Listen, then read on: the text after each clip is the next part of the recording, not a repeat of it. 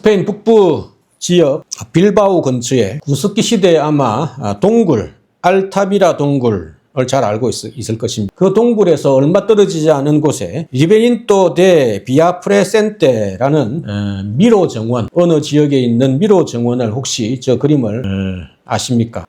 전체 미로의 길이가 꼬불꼬불하게 있는 것들을 다 계산을 하면 전체 길이가 5km, 그냥 걸어가도 30분, 1시간 정도 걸리죠. 탈출하는데도 허튼 길을 찾지 않고 바르게 길을 찾아서 빠르게 움직이면 30분 정도, 늦으면 1시간 정도 걸리는 미로 탈출 정원입니다. 왼쪽에 있는 것이 옆에서 본 모습이고요. 저 오른쪽에 있는 것이 위에서 본 미로입니다. 생각보다 쉽지 않습니다. 한 2m 정도 되는 높이로 거의 비슷비슷하게 생겼기 때문에 쉽지 않고 스릴과 재미를 느낄 수 있는 곳이라고 합니다. 심지어 탈출하는 데 도움이 되는 지도도 주지 않습니다. 온전히 감각으로 시행착오를 통해 이 길이 아니면 다른 길, 이쪽 길이 아니다는 것을 기억하고 있어야 시행착오를 줄여 출구를 찾아야 합니다. 만약 길을 찾지 못해서 도움이 필요할 때는 노란 형광 옷을 입은 스텝에게 요청하며 출구로 나아가는 길의 힌트를 알려줍니다. 누구나 처음에는 용감하게 출발하죠. 그러나 시간이 지난 뒤 막힌 담을 만난 후에 오던 길을 잘 기억하지 못하고 방향을 잃으면 길을 잃게 됩니다. 우리 인생도 막힌 길을 만날 때면 참 막막한 어려움을 겪습니다. 오늘 본문의 사도 바울 선교팀도 어떤 도시로 가려고 하는 선교 여행 일정에 계획한 대로 가는 길이 모두 다 막혀버립니다. 심지어 오늘 본문에는 하나님께서 막으셨다, 예수의 영이 막으셨다, 이렇게까지 표현할 정도입니다. 가능한 방법을 그것을 모르고 모두 동원해 보았지만 전혀 길이 열리지 않았습니다. 과연 사도 바울 팀은 길이 막혔을 때 어떻게 그 길을 찾아 하나님께서 인도하시는 길을 찾아갔을까요? 그리고 오늘 우리는 우리 가정과 교회의 길이 막혔을 때 또는 열릴 때 어떻게 하나님의 인도하심을 확인하며 찾아가며 확신할 수 있을까요? 하나님께서 길을 막으실 때 우리는 어떻게 해야 할까요? 첫째로 하나님께서 길을 막으실 때는 잠시 멈추어 기도하며 인내하며 기다리시기를 바랍니다. 바울과 실라, 디모데가 포함된 2차 선교팀은 갈라디아 지역, 현재 특히 이스탄불 남부 지역, 가운데 있는 동그라미가 갈라디아 지역입니다. 저기가 투르키예의 남부 지역인데요. 그 지역으로 가려고 아시아라고 합니다. 아시아 지역으로 가려고, 유럽에서 처음 만나는 아시아 지역이라고 생각하시면 돼요. 그런데 이상하게도 말씀을 전할 기회, 어디로 원래 경로로 가려고 하는 차편, 배편, 인편 다 막히는 것입니다. 오늘 6절, 7절이죠. 6절에 기록된 이 아시아는 특히 남부 아시아 지역 말씀을 드렸는데 성령께서 구체적으로 어떻게 아시아에서 말씀 전하지 못하게 하셨다라고 하시는, 어떤 방법으로 구체적으로 못하게 하셨는지 그 기록이 남아있지 않습니다. 다만 7절에 무시아라는 도시에서 비두니아로 가려고 애썼지만 예수의 영이 허락하지 않았다라고 기록. 어떻게 허락을 하지 않았을까? 가지 마라. 직접 말씀하셨는지, 아니면 배편이나 차편이나 교통편이나 정치적인 환경이나 이런 것들이 끊긴 것인지, 문제가 생긴 것인지 잘 나와 있지 않습니다. 여기서 주목해야 할 단어는 애를 썼다 단어입니다. 애썼다는 뜻은 지속적으로 반복적으로 거기로 가려고 계속 노력했다, 시도했다, 트라이했다 라는 뜻입니다. 사도 바울 선교팀은 비두니아 도시로 가려고 반복해서 여러 방법으로 최선을 다해 가려고 노력했지만 길이 열리지 않고 막혀 있었다라는 뜻입니다. 그리고는 이런 막힘을 경험할 때 예수님께서 막으시는 걸까? 하나님께서 왜 이런 말씀을 전할 기회를 주시지 않는 걸까? 라고 고민했다라는 뜻입니다. 그럼 도대체 성령께서 어떻게 길을 막으셨는가? 막으시는 방법은 오늘 본문에 힌트가 없습니다. 도로가 막혔는지, 날씨가 받쳐주지 않았든지, 아니면 정치 상황 때문인지, 금문건색이 심해서 못 가게 하는, 다른 나라 지방 사람들은 가지 못하게 하는 그런 상황이 되었는지, 아니면 누군가 직접 알려주어서 가지 마라 라고 막았는지 본문에 어떤 힌트도 없습니다.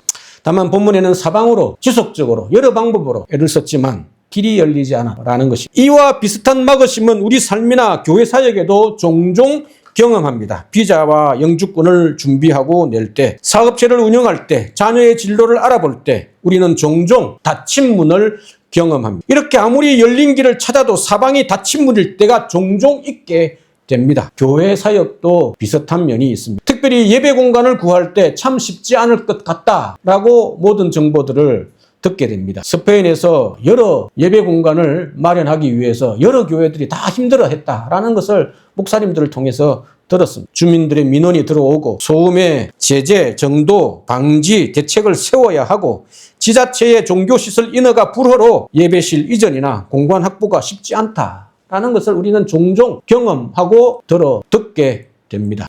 이런 상황을 우리는 어떻게 이해하고 반응해야 합니까?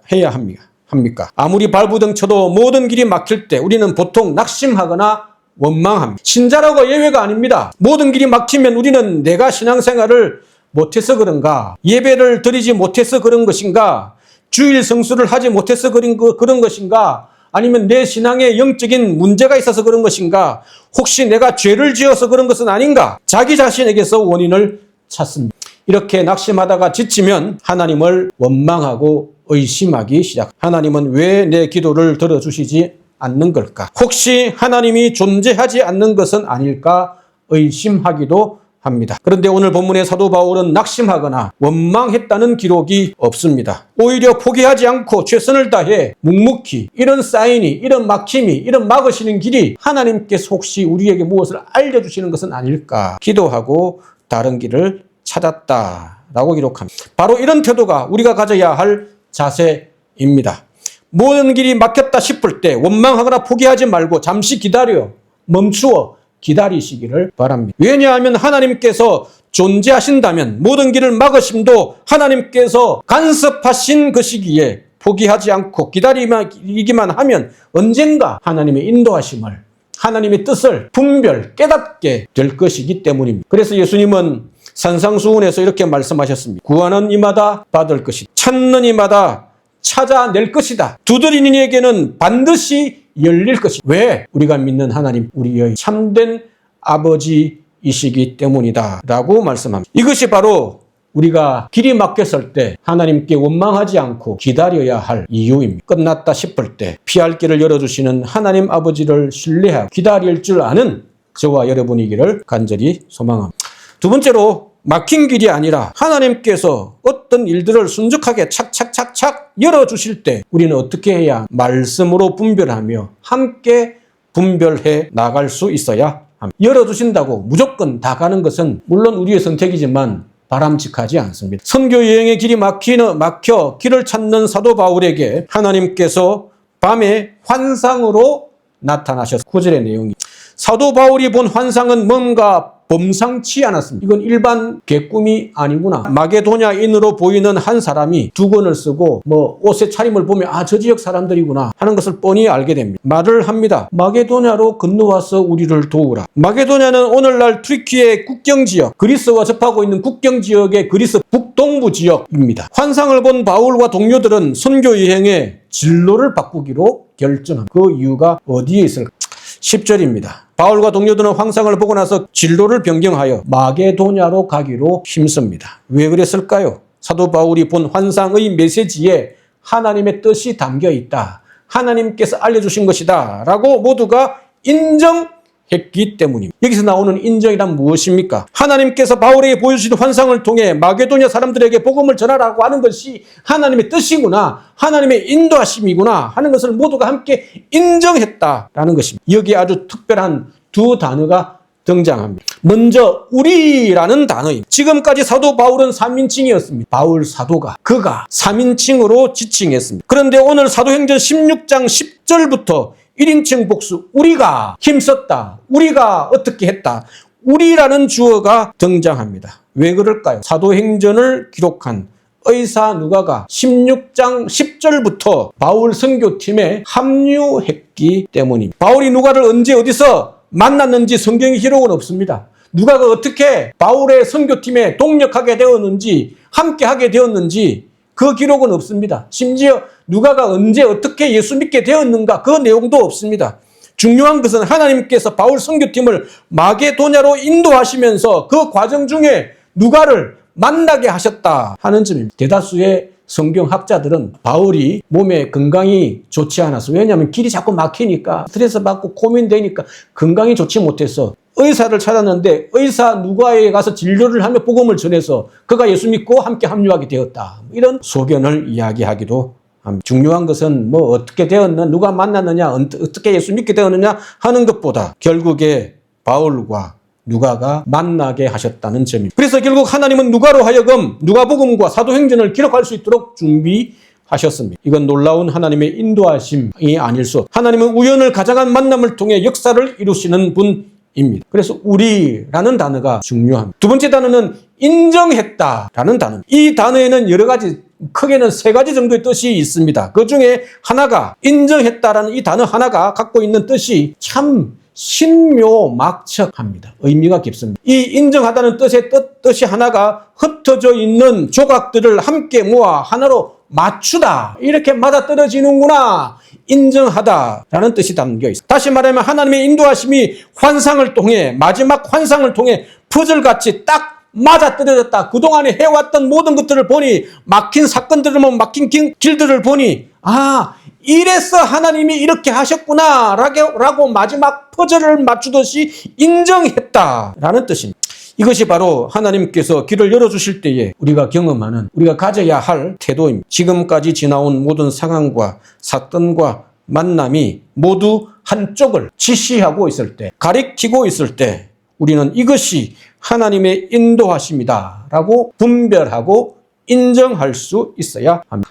그러면 오늘날도 오늘 본문에 나오는 것처럼 환상과 같은 인도하심이 가능한, 원론적으로 물론 자주 일어나는 사건은 아닙니다만은 오늘날도 불가능한 것은 드물지만 2023년에 이집트 카이로에서 실제 있었던 일입니다. 한 2, 3주 전에 마드리드에서 사역하시는 모 선교사님에게 직접 들어서 그분의 신변을 위해서 제가 밝힐 수는 없고요. 한 마을에 무슬림 공동체가 있었습니다. 이집트니까 이슬람 거의 종교가 다 그렇죠. 오늘날 알라에게 예배드리기 위해서 사원에 여러 사람들이 모였어요. 한 사람이 얼굴이 창백하게 뭐가 문제가 있는 것처럼 있어서 누가 지도자가 물어봤어요. 왜 그러느냐, 무슨 일이 있느냐 라고 물어보니까 지난밤에 피를 흘리고 있는 예수님이 꿈에 나타났다. 딱 보니까 예수님 같은데 그분이 손에 못 자고 피를 흘리고 계셨다. 그런 꿈을 꿨다 하는 것이. 그런데 알고 보니 옆에 있는 사람들이 나도 그런 꿈 꿨는데, 사원에서 예배하기 모인 마담들 중에 많은 대다수의 사람들이 비슷한 꿈을 동시다발적으로 꾸었다는 것이. 이것을 그 사람들은 깨닫고 이슬람 사원에 다른 상징을 내리고 십자가를 달고 모두가 기독교로 개종하여 예수를 믿게 되었다고 합니다. 이 소식을 듣고 거기는 목회자나 세례줄 사람이 거의 없으니까 한국 선교사님 두 분이 이들에게 세례를 연결이 되어서 이들에게 세례를 주기 위해 목숨을 걸고 방문했다라는 이야기. 그 이야기를 그분이 직접 가서 세례를 주었다고 합니다. 이처럼 복음이 전해지는 선교의 현장에는 오늘날도 얼마든지 기적과 같은 이런 일들이 있을 수 있습니다. 물론 환상과 꿈이 오늘날 얼마든지 가능하다 해도 개인의 주관적인 체험을 분별 없이 그대로 인정한다는 뜻은 아닙니다. 오늘 본문에서 사도 바울이 본 환상을 선교팀 공동체 모두가 함께 말씀으로 분별하고 동의한 것처럼 하나님의 말씀이란 기준과 말씀에 적합한가, 말씀을 떠난 것은 아닌가, 말씀의 기준에 맞는가 하는 기준과 공동체의 분별, 한 사람이 아니라 함께 지혜를 모아 분별하는 것을 통해 이 두 가지로 확인되어져야 합니다. 오늘날 우리 개인과 가정과 그리고 교회가 하나님께서 인도하시는 길을 따라간다는 것은 참 쉽지 않습니다. 우리 가정과 교회는, 공동체는 말씀에 깨어 있어야. 얼마나 말씀에 깨어 있습니까? 주일날 예배 중에 듣는 말씀으로 그친다면 그것은 깨어있는 것이, 직접 말씀을 나의 삶에 적용하고 하나님 소통하셔야. 우리 가정과 교회는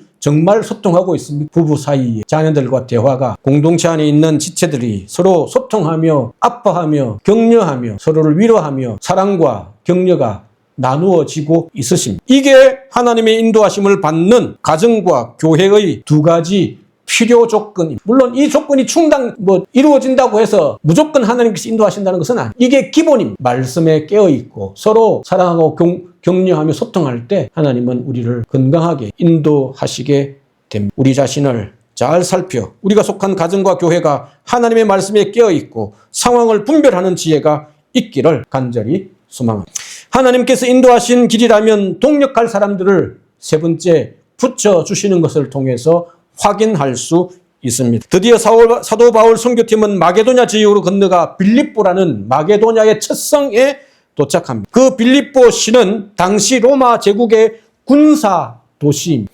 그래서 유대인 인구가 적었고 회당도 없었습니다. 안식일을 맞은 사도 바울은 유대인들이 기도할 수 있는 장소를 수소문합니다. 유대인들이 안식일 날 모이는 장소가 회당 말고 여기 회당이 없으니 혹시 어디 있는가? 그런데 여기에서 여성 사업가를 만납니다. 빌립보에서 만난 루디아는 오늘말로 하면 고급 원단 사업을 하는 여성 CEO, 빌립보에 있는 실제 루디아 기념교회라고. 당시 오늘 본문에 나오는 자색 옷감은 푸른빛이 보랏빛이 도는 옷감은 너무나 그 염료를 구하기 힘들어서 순금보다도 더 비싸게 거래되는 옷감이라고 합니다. 명품 원단이죠. 그래서 자색 옷감은 로마 황제, 왕족, 최고 귀족들만 입는 상류층의 상징물이었습니다. 따라서 그런 장사를 했던 그런 사업가를 했던 여성 사업가인 루디아는 막대한 재력과 전문 기술자, 이 옷감을 다룰 줄 아는 구분할 줄 아는 전문 기술자, 그리고 상위 1%의 귀족 고객층과의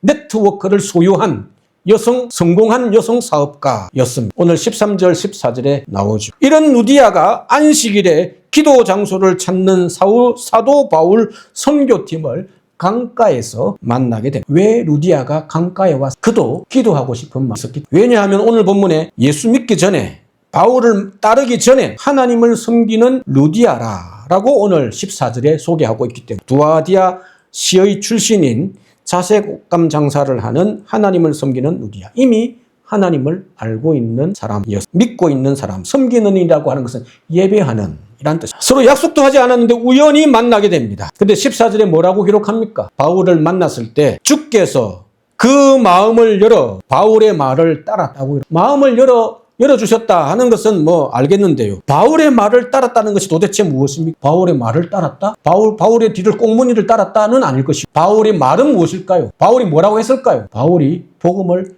전했다. 따랐다는 단어는 무엇입니까? 제자가 되었다. 나를 따르라. 바울의 말과 그의 가르침에 따르기로 결심했다라는 뜻입니다. 이 짧은 구절로 어떻게 이렇게까지 해석할 수 있느냐라고 질문할 수 있습니다. 그러나 15절을 보면 저의 설명이 납득이 될 것입니다. 15절입니다. 그와 그 집이 다 세례를 받고 라고 기록. 여기에 복음을 전했다, 예수를 믿었다는 언급이 없습니다. 이미 그 전에 예수를 믿었기 때문에 그와 그 집이 다 세례를 받고, 물론 15절이 세례를 받기 전에 복음을 전하고 받게 되었다, 그렇게 설명할 수 있지만 그 내용은 아닙니다. 따라서 14절에 바울의 말을 듣고 따랐다라고 하는 것이 바로 전도를 받고 복음을 믿고 영접하고 결심했다, 예수를 믿기로 결심했다라는 것으로 보아야 하는 것입니다. 복음을 들은 루디아의 반응은 어떻습니까? 먼저 자신과 집안 모든 사람이 예수를 믿었습니다. 자녀들까지, 친척들까지, 직원들까지, 그 집안 모두, 그의 집에 거하고 있는 사람 모두, 손님들 빼고, 어떤 때는 손님들도 치고 세례를 받았습니다. 루디아의 리더십을 보여줍니다. 그 가문의 최고의 결정권자라는 것이. 두 번째는 자기 집을 사도 바울 선교팀의 숙소로 제공합니다. 아마도 루디아가 대단한 재력가이면서 사업가였기 때문에 집안에 몇 칸이, 수십 칸이 방이 있어서 여러 사람들에게, 나그네들에게 제공해왔던 것 같습니다. 결국 이 집에서 유럽의 최초 교회인 빌립보 교회가 세워집니다. 이처럼 하나님께서 인도하신 길이라면 함께 할 사람을 동력자로 붙여주십니다. 참 놀라운 하나님의 인도하심, 간섭이 아닐 수 없습니다. 그렇게 맡겼던 선교의 진로를 변경하여 하나님의 인도하심을 따라 인정하고 마게도냐, 빌립보에 오게 됩니다. 그랬더니 하나님께서 루디아라는 여성 사업가를 붙여주시고 숙소까지 제공받아 안정적으로 사역하게 하셨습니다. 그리고 여기에서 유럽 최초 교회인 빌립보 교회가 루디아의 가정에 세워지게, 이것이 바로 하나님의 인도하심의 열매, 결과, 오늘도 마찬가지입니다. 하나님께서 인도하시는 길에는 반드시 사람들을 붙여주십니다. 사람의 마음을 열어주는 것 자체가 하나님의 역사, 간섭, 인도하심이기 때문에 사람의 마음을 움직이는 일은 결코 쉬운 일이 아닙니다. 부부관계도 일터에서 동료나 주인이나 고객의 마음을 얻는 일도 마찬가지입니다. 쉽지 않습니다. 마음을 얻어야 참된 관계와 열매가 맺혀지기 시작하기 때문에. 그래서 마음을 움직이는 것은 하나님의 손에 달려있는 이 마음을 열어 바울의 말과 그의 가르침에 순종하게 하셨다라고 오늘 본문은 기록합니다. 따라서 우리가 하나님의 인도하심을 잘 따라가면 우리 주변에 함께하는 사람들을 붙여주시기 마련입니다. 따라서 함께하는 사람들을 보면 그 사람의 진가를 그리고 하나님의 인도하심을 알 수 있습니다. 지금 우리 곁에 어떤 사람들이 함께하고 있습니까? 그리고 나는 그들에게 어떤 사람으로 함께하고 있으십니까? 함께하는 관계는 일방적이지 않습니다. 루디아처럼 우리가 삶을 내어놓는 만큼 하나님께서 역사, 하나님과의 관계도 그렇고 지체와의 관계도 그렇습니다. 내가 내 지경을 얼마만큼 오픈하는 만큼 하나님께서 사용하시고 다른 지체의 관계가 깊어지게 됩니다. 하나님의 인도하심을 경험하길 원하신다면 자신을 오픈하는 만큼, 가정을 오픈하는 만큼,